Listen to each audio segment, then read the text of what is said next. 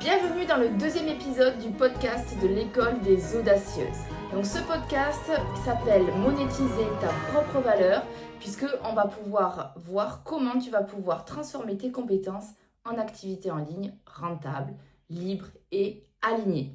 Donc je vais te raconter comment j'ai cessé d'arrêter de troquer mon temps contre des miettes et comment j'ai pu créer un complément de revenus aligné, notamment grâce au coaching en ligne.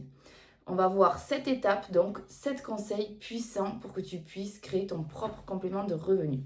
Donc le premier, on va voir la différence un petit peu entre faire plus et créer plus. C'est pas la même chose. C'est-à-dire que 90% des personnes pensent que pour gagner plus d'argent, il va falloir faire plus d'heures, donc faire des heures sup. C'est ce que j'ai cru aussi et c'est ce que je me suis mise à faire puisque je voulais plus d'argent, forcément. Et sauf qu'en fait, je me suis épuisée et je n'en pouvais plus puisque j'acceptais toutes les heures sup que je pouvais. Et au final, c'était pas forcément top pour moi. Juste pour te remettre dans le contexte, pour ceux qui sont profs, vous allez comprendre ce que je dis. Et pour les autres, je vous explique. En fait, quand on est prof, il y a un système de pacte qui, ça fait maintenant 2 ans que c'est mis en place, où en gros, on accepte de faire des remplacements de courte durée. Ça s'appelle un pacte.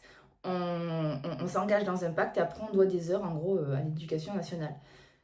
Pour que vous ayez une image, j'en ai fait 7 l'an dernier, 7 pactes. Donc pour ceux qui connaissent, ils savent très bien que 7 pactes, c'est énorme. Je pense que je suis celle qui a fait le plus de pactes dans le monde des profs. Et j'ai gagné presque 10 000 euros en un an avec ces pactes. Donc ça veut dire que j'ai fait énormément d'heures sup. Et au final, j'étais bien contente d'avoir ces sous-là, mais au final, elles sont aussi vite parties que ce qu'elles sont arrivées. Et donc, je me suis épuisée et je me suis rendu compte qu'en fait, plus tu fais des heures sup, plus tu dépenses, plus tu vas refaire des heures sup, plus tu vas dépenser. Et au final, en fait, c'est pas un investissement sur moi, c'est pas quelque chose qui va grandir. Il va pas y avoir d'évolution en fait à ça. Et du coup, en fait, c'est un cercle vicieux et franchement, ça n'a aucun intérêt. Et quand je me suis rendu compte que je pouvais gagner en 1 heure ce que je gagnais en une journée, je me suis dit, ah ouais, là, il y a quelque chose à faire. C'est-à-dire que des journées, ça m'est déjà arrivé aussi dans mes autres jobs où quand j'étais en job étudiant, je travaillais au marché, je faisais 10 heures au marché pour gagner même pas 100 euros, alors que maintenant, en 1 heure, en 1 heure de coaching, je peux gagner 100 euros. Je me dis, mais c'est un truc de fou. Comme quoi, le nombre d'heures dans lequel tu travailles va pas du tout refléter la valeur que tu vas apporter et va pas justifier ce prix-là, quoi. On passe au deuxième point. N'attends pas après le système. Donc, plus je donnais et plus je me disais que j'allais recevoir. Donc, forcément, je recevais le salaire qui était dû. Mais à part ça, rien de plus. Et en fait, c'est exactement comme en amitié. Vraiment, moi, je fais beaucoup de liens entre la vie de tous les jours et puis le monde professionnel, tout ça. En amitié, c'est pas parce que tu donnes plus à quelqu'un que tu vas gagner plus. C'est-à-dire que moi, j'attendais toujours après les gens qui viennent, qui me proposent des choses, qui m'invitent à un endroit ou qui viennent me voir à Paris tout simplement. Pour ceux qui n'ont pas suivi, du coup, je suis en région parisienne, je l'explique dans l'épisode numéro 1. Où j'explique mon parcours de pourquoi je suis à Paris. Mais voilà, j'attendais à ce que mes amis ou mes proches viennent me rendre visite à Paris. Donc la première année, donc pendant 1 an et demi, j'ai chialé parce que personne ne venait me voir et que la distance a été difficile avec les autres. Sauf qu'en fait, comme je l'expliquais dans l'épisode 1, ça m'a permis de me recentrer sur moi et de pouvoir travailler sur moi et forcément mon état d'esprit a complètement évolué et maintenant je ne pense plus de la même manière et surtout je n'attends pas après les autres pour faire les choses parce que sinon c'est compliqué et puis on est plus souvent triste qu'autre chose. C'est comme en amour. Par exemple, souvent j'ai des exemples de personnes qui disent « Ah non, moi j'envoie pas le premier message » ou « Ah non, c'est pas moi qui vais donner la date du date, c'est mort, c'est à lui de proposer ». Mais meuf, c'est la vie de qui dont on parle là? C'est ta vie à toi ou c'est la vie du mec? C'est lui qui va décider si ce soir tu vas au resto? Non mais meuf, c'est toi qui décides. Donc, tu prends ton courage à 2 mains. Si tu as envie d'aller au resto, tu lui envoies un message et c'est toi qui vas décider de ce que tu vas faire de ta soirée. Après, forcément, il y a des nuances. Si le gars, il propose jamais rien et que t'as capté, quoi, à un moment donné, il faut s'entourer des bonnes personnes. Si tu vois qu'il n'y a pas de retour sur investissement, comme je dis, à un moment donné, il faut changer de mec, en fait. C'est tout simplement ça. Ou d'amitié. Parce que si tu n'es pas satisfaite par ça, j'ai un appel qui m'appelle. J'espère que ça ne va pas brouiller le téléphone. J'ai oublié de mettre en mode avion. Bref, c'est pas grave, on continue. Parfait égale pas fait, donc on continue. Voilà, tout ça pour dire que tu es propre de... Tu es responsable de ta vie, donc n'attends pas après les autres, n'attends pas après le système qui t'augmente, parce que sinon, tu vas attendre toute ta vie, tu vas attendre ta retraite et tu vas subir ta vie, tout simplement. Donc vraiment, pose-toi une question, et si c'était à moi de m'offrir cette augmentation? Clairement. Pourquoi ça ne serait pas à toi de t'offrir cette augmentation pour pouvoir atteindre la vie que tu veux? N'attends pas après les autres. Troisième conseil, tes compétences sont transversales. Donc, il y a beaucoup de personnes qui pensent qu'ils ont des compétences qu'ils peuvent exploiter que dans leur job. Donc, par exemple, les profs, je vous parle de profs parce que moi je suis prof, mais il y a beaucoup de profs qui pensent que les compétences qu'on a en tant que prof, juste on les utilise dans l'éducation nationale, mais on ne peut pas les utiliser ailleurs. Mais tout simplement, je vais te faire une démonstration de ça. C'est-à-dire que à l'école, pour les profs, vous allez très rapidement comprendre. Pour les autres, ne vous inquiétez pas, je vais vous expliquer. À l'école, il y a différentes compétences à apprendre aux élèves.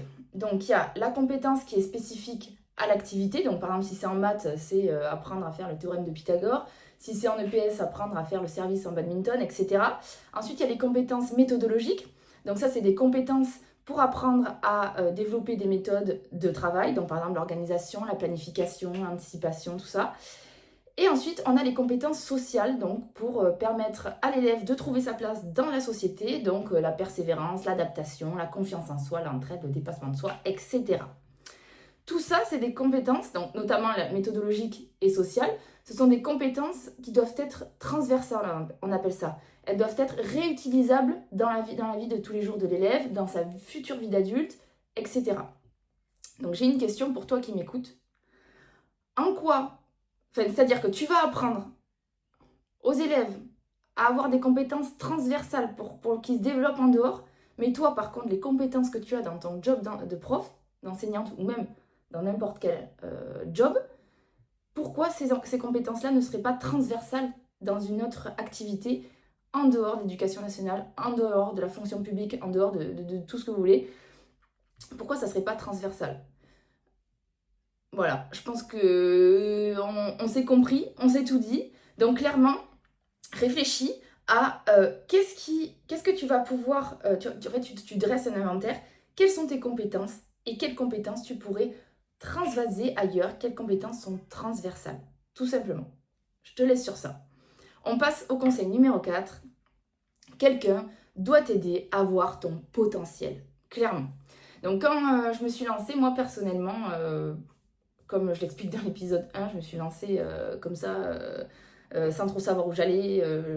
J'avais des doutes, j'avais pas confiance en moi et je suis partie un petit peu en live. Et moi, ce que je pense, c'est que vraiment dans notre vie, on a tous besoin d'être accompagnés. Que ça soit la personne qui n'a jamais lancé de business, la personne qui fait déjà 1 million. En fait, on a tous besoin d'être accompagnés à un moment. On a tous quelqu'un au-dessus de nous qui a déjà fait ce qu'on veut faire et qui peut nous montrer le chemin et nous faciliter la vie. Et nous montrer aussi que c'est possible, puisque si tu veux faire quelque chose que personne n'a jamais fait, ça risque d'être plus compliqué que si tu as un exemple à suivre, clairement. Et ça, c'est ce que j'apprends dans le module 2, c'est-à-dire que dans le module 2, j'apprends à mes clientes à trouver quel potentiel elles ont, quelles capacités elles ont, qu'est-ce qu'elles vont apporter à qui, en fait, au final, pour trouver leur client idéal et savoir sur quelles compétences on va s'appuyer pour pouvoir trouver son client idéal et donc créer son complément de revenu. Et ce module-là, si tu passes pas par ce module-là, franchement, c'est compliqué, déjà pour développer ta confiance en toi, mais aussi pour exploiter ton plein potentiel, pour pouvoir trouver ton client idéal, tout simplement. Donc, très important de se faire accompagner, de se faire guider par quelqu'un. Alors, je vous dis ça, bon, si c'est par moi, ça m'arrange. Mais d'un autre côté, si tu as quelqu'un avec qui tu accroches plus, avec qui t'inspire plus ou quoi, mais va vers cette personne-là, va vers quelqu'un qui t'inspire, va vers quelqu'un qui pourrait t'aider. Il faut accepter de se faire aider, il faut accepter d'échanger avec le monde et être ouvert à ça. En fait, ça, c'est un état d'esprit qu'il va falloir que tu développes pour pouvoir évoluer dans la vie, tout simplement. Et si c'est avec moi, je suis ravie de t'accompagner. Le point numéro 5, ton service a de la valeur. Alors, personnellement, ma première motivation que j'avais avant de créer ce projet, c'était l'argent, tout simplement. J'avais envie de faire plus d'argent. Franchement, si on m'avait donné 10 000 euros à être prof, je serais peut-être restée prof. Je ne sais pas. Mais si on m'avait payé plus et que je pouvais financer mes rêves en parallèle, je serais peut-être restée prof. Mais ce n'est pas le cas. Donc du coup, j'ai décidé de créer ce complément de revenus et de monétiser mon service, tout simplement. Donc, il faut savoir que tu vas pouvoir augmenter tes prix, le prix de tes séances, en fonction de la valeur que tu apportes à la personne. Je t'explique. Il y a une petite différence entre le coaching en ligne et le coaching en ligne individuel et le coaching en ligne collectif. Il faut savoir que toutes les personnes qui ont beaucoup de visibilité, tous les gros concurrents qui nous impressionnent, eux font principalement du coaching collectif. Pourquoi ? Parce qu'en fait, ils ont énormément de demandes, puisque déjà, plus tu as de visibilité, plus t'attires les gens au final, puisque les gens ont plus confiance en toi. Et donc, ils sont obligés de faire du coaching collectif. Le problème dans le coaching collectif, c'est que tu débarques sur un live où il y a entre 50 et des centaines de personnes, sauf que du coup, c'est pas du tout personnalisé. Et il faut être vraiment accroché et déterminé si tu veux réussir à suivre. Et en fait, il faut avoir cette capacité à se motiver toute seule, à rentrer dans un moule, quoi, tout simplement. Alors que le coaching individuel, c'est du coup des séances avec moi, avec le coach, quoi, tout seul, où on avance sur ton propre projet et du coup c'est beaucoup plus puissant puisque on va avancer sur ton propre projet et on va s'adapter à tes problématiques à toi, les problématiques que tu as aujourd'hui concrètement. T'as pas pu faire ça parce que machin, tu bloques sur ça, du coup on va développer ceci. Et c'est pour ça aussi que les petits créateurs, en gros les petits coachs on va dire, peuvent prétendre à augmenter les prix de leurs séances parce qu'ils apportent énormément de valeur avec le coaching individuel puisque ça prend beaucoup plus de temps bien évidemment et puis tu avances 2 fois plus. Alors que les grands créateurs, les grands coachs qui ont beaucoup de visibilité, eux, ont un prix en fait c'est un prix qui est gonflé par leur visibilité très souvent. Je dis pas qu'il n'y a pas de valeur derrière, pas de problème. Mais je vois des personnes qui viennent vers moi et qui me disent oui, mais je suis déjà engagée dans une formation avec du coaching collectif. Le problème, c'est qu'ils n'arrivent pas à avancer parce que il manque cette étape de développement de confiance en soi, de plein d'actions concrètes, personnalisées à la personne. Et c'est ça qui bloque la personne à avancer. Et le problème, c'est que du coup, il s'est déjà engagé dans le collectif et après, c'est difficile d'investir dans une deuxième formation en parallèle. Donc, si j'ai un conseil à te donner, toi-même, fais-toi accompagner par du coaching individuel. C'est beaucoup plus puissant et beaucoup plus personnalisé. Et si toi, tu dois proposer du coaching, je te conseille aussi de commencer par du coaching individuel puisque tu n'as pas encore la visibilité pour pouvoir avoir énormément de clients et du coup passer au collectif. Et il faut vraiment que tu permettes à tes clientes de faire une transformation assez rapide. Et donc le coaching individuel est la solution idéale pour y arriver. On passe au chapitre numéro 6. T'as peur de miser sur toi, clairement. Tu veux faire plus d'argent, mais tu dois changer ton rapport à l'argent concrètement. Donc ok, tu as des compétences transversales comme je te l'ai expliqué tout à l'heure. Donc c'est des compétences sur lesquelles on va pouvoir s'appuyer pour pouvoir créer ton projet. Mais il y a des compétences que tu vas devoir développer, des compétences que tu n'as pas encore. Et ça, pas de panique, c'est normal. On a encore le temps d'évoluer dans la vie. Il va y avoir des compétences par rapport à tout ce qui est technique. Donc là, tout ce qui va être client idéal, création de l'offre, comment prospecter, utiliser les réseaux sociaux, comment vendre tout ça. Et donc tout ça, bien évidemment, j'ai tout prévu dans mes modules, du module 1 au 6. Mais aussi, il va falloir que tu développes ton état d'esprit. Parce que tout ça, ça va être influencé par ton état d'esprit. Et cet état d'esprit, il va falloir que tu le fasses évoluer. Donc, clairement, d'ailleurs, je peux t'en parler là, c'est-à-dire que tu vas devoir, en fait, ton niveau de conscience va devoir évoluer pour que tu puisses accepter d'investir en toi. C'est-à-dire que tant que en fait, si tu veux, tant que tu ne comprends pas l'intérêt de se faire accompagner, tant que tu ne comprends pas que investir sur toi, ça va te rapporter beaucoup plus que ce que ça te coûte au final, ça va être compliqué au début d'évoluer. Plus tu vas avancer vers ça, plus ça va être facile et plus c'est un cercle vertueux. Il faut savoir que c'est pareil, quand tu choisis ton client, soit tu le prends, il est là, il est à son départ, il est là, soit tu le prends au milieu, soit... Là, ce que je te dis, tu comprends rien. Je reformule. Imaginons, tu veux accompagner une femme qui est dépendante aux hommes. Elle est dépendante d'une relation. Donc, c'est-à-dire qu'elle à ce stade-là, elle est dans une relation toxique. Elle n'arrive pas à s'en détacher. À cet endroit-là, elle est détachée de cette relation, elle est seule, mais elle doit se reconstruire.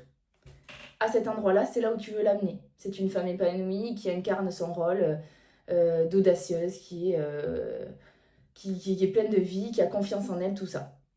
Soit tu décides de la prendre ici, et dans ce cas-là, son niveau de conscience est plus bas que celle-ci, soit tu décides de la prendre là. En fait, c'est à toi de choisir, c'est toi qui dois décider de ça. Mais entre-temps, il y a encore plein d'autres étapes en fait. Il faut juste que tu choisisses à quel endroit tu vas prendre ta cliente.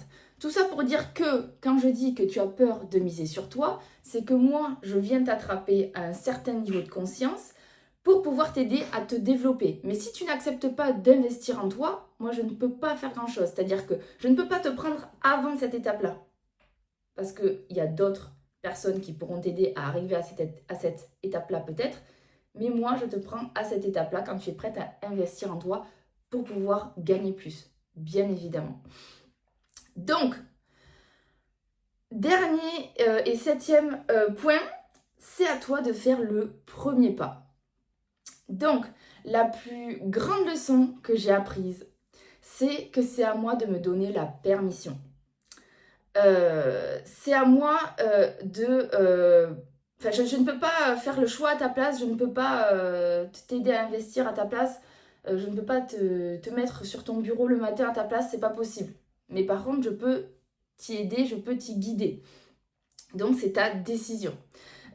Pour incarner ce rôle, vraiment le rôle dont on parle, qui va te permettre, donc j'appelle ça le rôle d'une audacieuse, parce que pour moi, mon école s'appelle l'école des audacieuses, parce qu'avec de l'audace, on fait énormément de choses, et avec la confiance en soi, on peut atteindre toutes les réussites.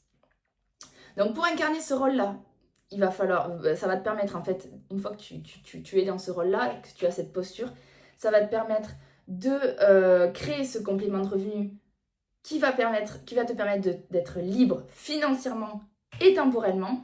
Et donc, tu as besoin d'une seule chose pour débuter. C'est de participer à mon séminaire le 5 septembre. Le 5 septembre, j'organise un séminaire d'un week-end où tu vas... donc déjà, en termes de logistique, j'ai tout prévu. Avec Charlotte, on a tout prévu. Villa de dingue, baie vitrée, piscine, buffet, bon... Je vous passe les détails, mais pour ceux qui me connaissent, vous savez très bien que moi j'aime beaucoup le luxe et tout ça. Donc, j'ai misé sur ça.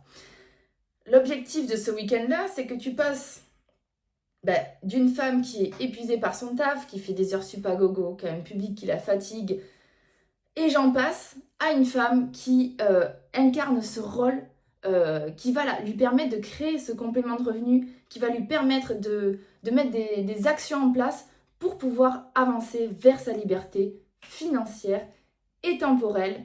Et c'est en incarnant ce rôle-là que tu vas pouvoir avancer vers tes plus grands rêves, vers tes plus grands objectifs.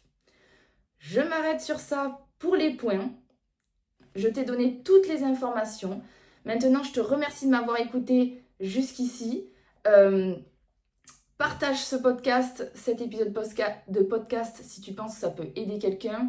Si ça t'a parlé à toi aussi, n'hésite pas à partager. N'hésite pas aussi à venir me parler sur Instagram si tu as des questions, si tu as des remarques et surtout si tu veux que je puisse t'aider de peu importe quelle manière différente. Et si tu as des questions sur le séminaire aussi, si tu vois un intérêt qui pourrait peut-être te booster, qui pourrait te faire avancer vers vers cette liberté, n'hésite pas à m'écrire. Et si jamais tu veux passer par une méthode un petit peu plus douce, il y a un formulaire de candidature dans ma bio, donc tu cliques sur le lien, tu peux faire un petit formulaire de candidature que je puisse analyser tout ça et je te proposerai un appel découverte si tu as le profil pour intégrer le séminaire et voir pourquoi pas l'école des audacieuses par la suite. Je te remercie et je te souhaite la bienvenue dans l'école des audacieuses.